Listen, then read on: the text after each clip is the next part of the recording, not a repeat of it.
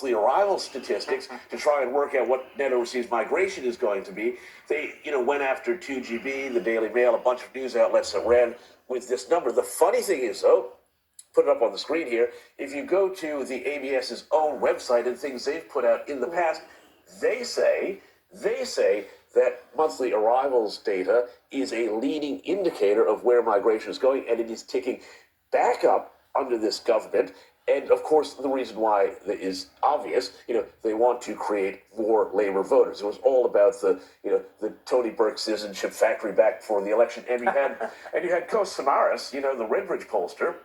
He was on a podcast this week, and he said, well, of course Labour will love this because 85% of new Indian migrants, when they become citizens, vote Labour. So you can see.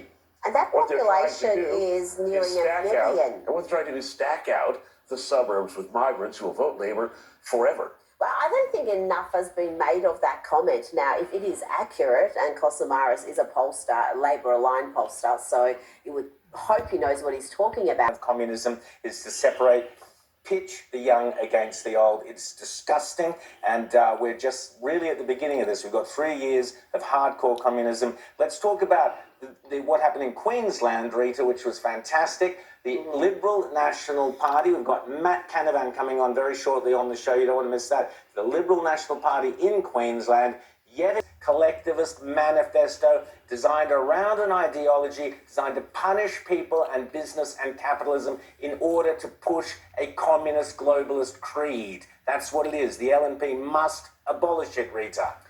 They must, if they want a chance of being electable, if they want to give the Australian people a choice at the ballot box, then they need to abandon net zero. Since they've embraced it, they have lost 2 elections in landslides. When they weren't on net zero, they won the unwinnable election. Scott Morrison came through, and that was largely, we were told it was an election based on climate change, and we saw how it went. So this is a no-brainer. The fact that the Queensland members have done this, they have done this against the wishes of the party leader, Sussan Ley. She is holding the party back. She is not the answer. They need change right from the top, and they need to start campaigning today. Don't think that you're going to be campaigning for the last 3 months and win. That is not how this is going to work. If you want to actually be a real political party with real principles, real policies, and be different to Labor and give Australians a choice, the job starts today. In fact, it should have just started a few months back. Well, yeah, and in fact, on that point about the campaign starting today, Anthony Albanese, he wants Labour candidates pre-selected in their seats by the end of this year, right? There you go. Okay? So, this tells you that you are up against a campaign machine that is starting. It's already starting. They're going to have candidates, including in seats that they don't hold, that they want to take, and they aim to increase their majority at the next election, ready to go and out there campaigning. They need to start now. They need to get all of this organizational mishigas that's running through the party, especially in places like New South Wales, where the moderates run rampant and destroy the joint. They need to get that all sorted out. But on this net zero thing, net zero, I think, is going to be one of those things very much like The Voice, right? The Voice was one of those things. Everybody said, all the pollsters said, oh no, that's a loser. You can't go against The Voice. The young people will never vote for you if you go against The Voice. And all of this sort of thing. Well, that was nonsense. That went down 60-40. Net zero is very much the same thing. And you see the same thing happening here, where you have this kind of grassroots swell up through before the very top of the party gets the message. And I'm sorry, but Sussan Ley is going to have to get the message. Otherwise, this whole term of government is going to be spent on an internal fight, getting a new leader. The reality is they have to replace Sussan Ley. I'm sorry, I've said it before. They have to replace government, as Rita says, starting today.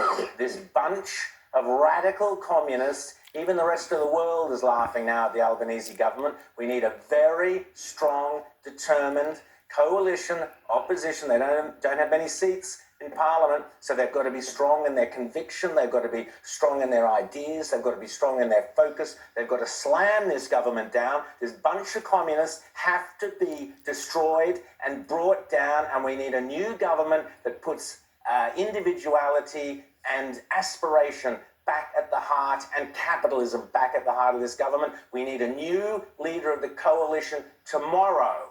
not in 3 months' time, tomorrow. And they've got to be good, and they've got to be strong, and they've got to be a fighter, and they've got to fight this net zero thing and win. That's what we need. Well, you just have to look